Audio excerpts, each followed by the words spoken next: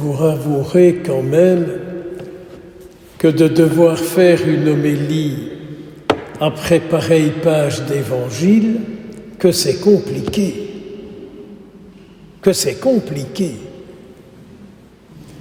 D'entendre le Seigneur dire « Faites gaffe, c'est mal tombé pour vous ». Mais je suis certain que vous allez me dire que je me trompe. Parce qu'il y a la miséricorde du Seigneur.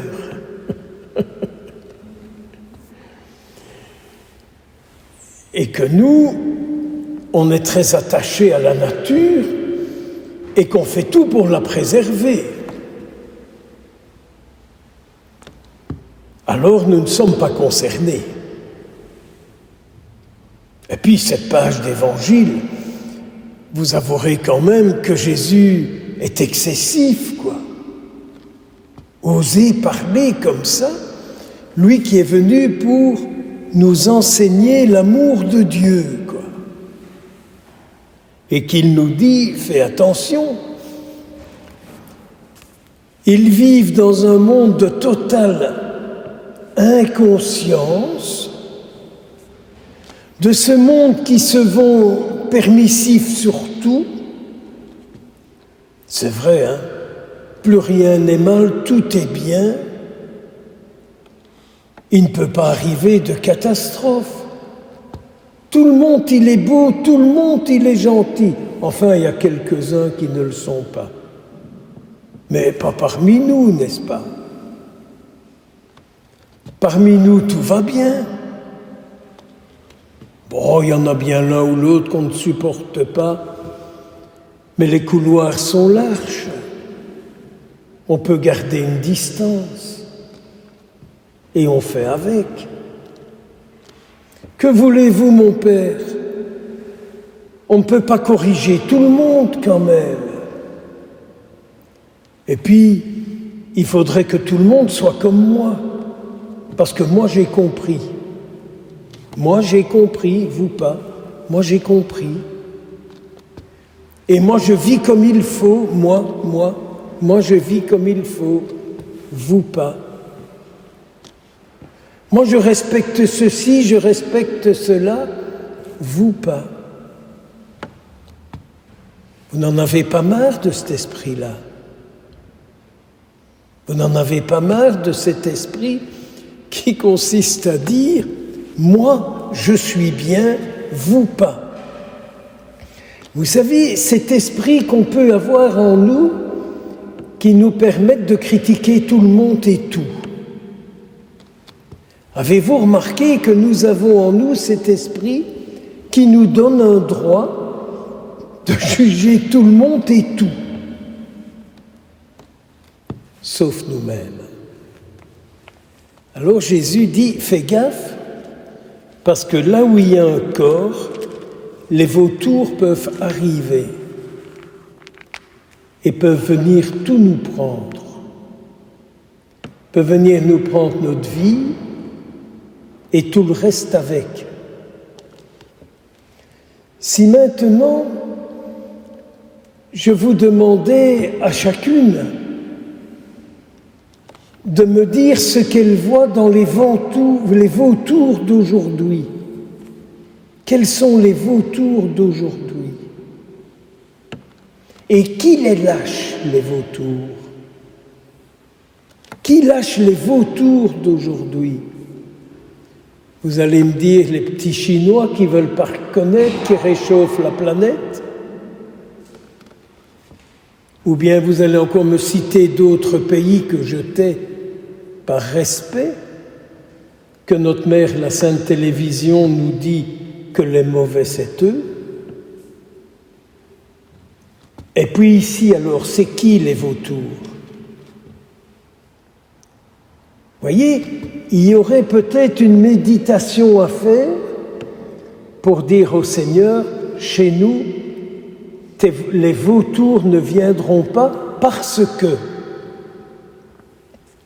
tu es notre vie, parce que tu es ma vie, les vautours ne m'attraperont pas. Parce que tu es ma vie, les vautours ne m'attraperont pas. Je suis très inspiré par l'oraison d'entrée de cette Eucharistie, qui est la même que nous avons eue à l'office de l'hôte et que nous aurons encore ce soir. Une parole me touche très fort.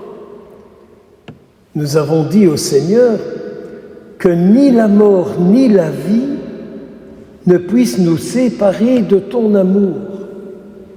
Je te demande, Seigneur, que ni ma vie ni ma mort ne me séparent de ton amour.